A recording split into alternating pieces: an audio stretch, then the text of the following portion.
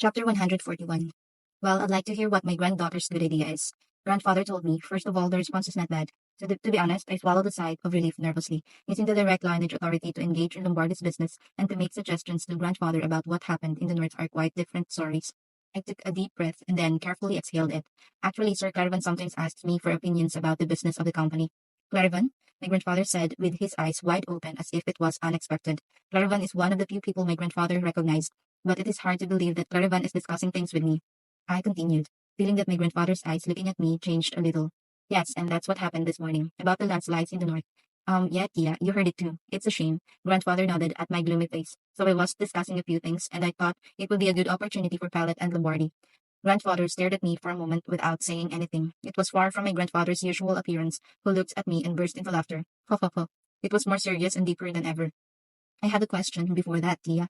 Grandfather spoke to me in a low voice. What do you think our Lombardi should do after knowing this landslide in the north? Helping the north? It's been devastated by a landslide. Fortunately, Lord Ivan accepted Violet's words and there were no more disastrous casualties than in my previous life. Still, many people have lost their homes. I don't think we should turn a blind eye to this crisis in the region, which is one of the pillars of the empire. How come? It's far away and it has nothing to do with us. The empire is divided into east, west, south, north, and central, but it is never divided again. Like it or not, the families are all intertwined with all sorts of ties and deals. We should not sit back and do nothing about the far north. If you look at the mines right now, we are going to have to get the north back to normal so that our Lombardy mining industry can get back to normal. Roll up our sleeves and step up to the plate to help. But, but I'm sure there's a way for Lombardy to benefit from helping the North. Grandfather nodded with a hum sound and asked, so what was the first priority in helping the North? Rebuilding. I did not hesitate to answer immediately. The first priority should be to help rebuild the people of the North so that they can rise again on their own.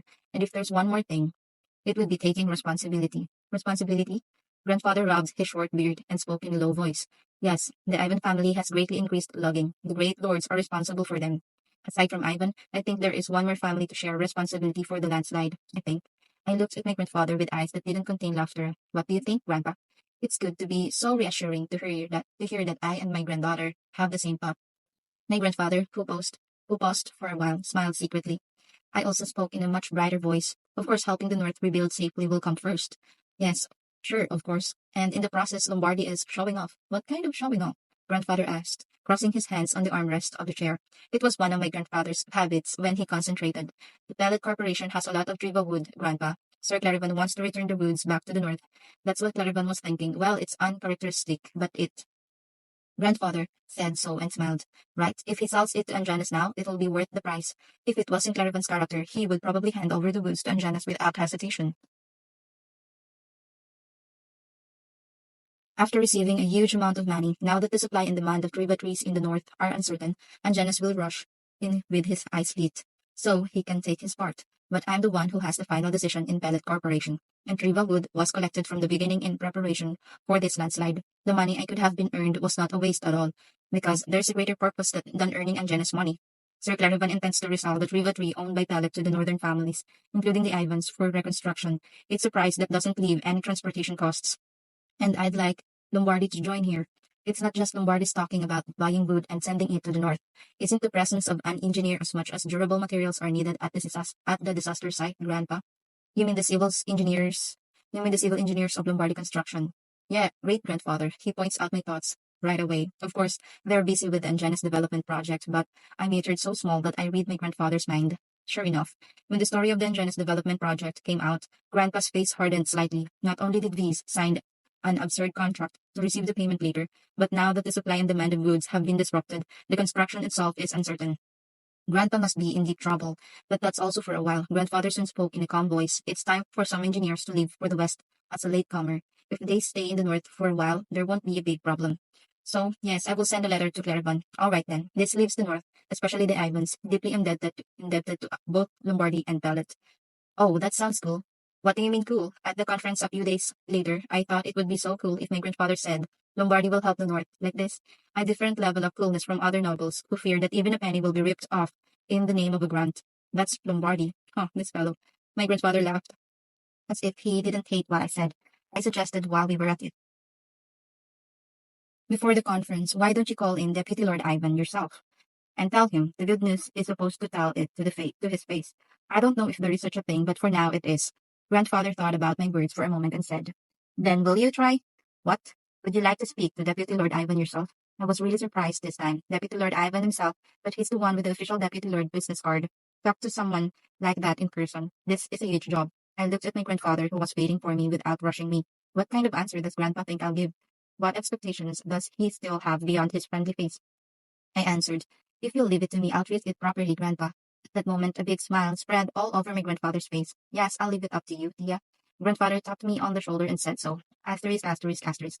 Deputy Lord Ivan Ronchant Ivan sat in the drawing room of the Empress Palace with a stiff face. After hearing the sad news at yesterday's conference, he was so distracted that he didn't know how time would have passed. After returning from the palace to the mansion, Ronchant was able to get a little more detailed correspondence from his father, Lord Ivan. Fortunately, there were not many casualties compared to the size of the landslide. It was said that it was thanks to someone at the Pallet Corporation for warning in advance. The bridge connecting the trade route was broken, and the walls of some important citadel in the north collapsed. However, such things can be restored as long as the people of the land are safe. In that case, it could be said that this landslide was sent by heaven. But apart from that, Ronchant's mind was heavy.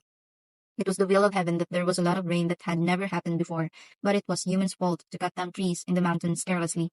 It was decided by the Ivan family. Other families were also attracted to provide the woods to Angenas. In addition to the Ivan family's territory, the tree was cut down in the mountains owned by by other families. Well, due to the landslide, members of the Ivan family were feeling responsible. It was the same with Ronchant Ivan. It was Ronchant who recently sent a letter saying that logging should be increased to meet the demands of Angenas. However, he did not visit the Emperor's palace to resent Angenas. Early this morning, there was a letter from Ivan. Upon receiving it, Ronchant Ivan rushed to the Empress palace. However, it was only a few hours later that he actually met the Empress. It was not until noon that the Empress woke up. And is often the case, as is often the case, the servants who served Ronchant's refreshments while waiting were nonchalant. They don't know what's burning inside Ronchant. However, it was impossible to wake the Empress up recklessly.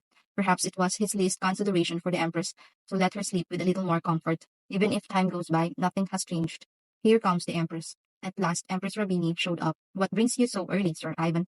"It's—" Ronchant Ivan hesitated how to bring it up, and after a few mumbles, he managed to spit it out. "The heavy news from Ivan's territory. I'm sorry, Empress. Patriarch Angenas was swept away by the landslide and died." End of chapter 141.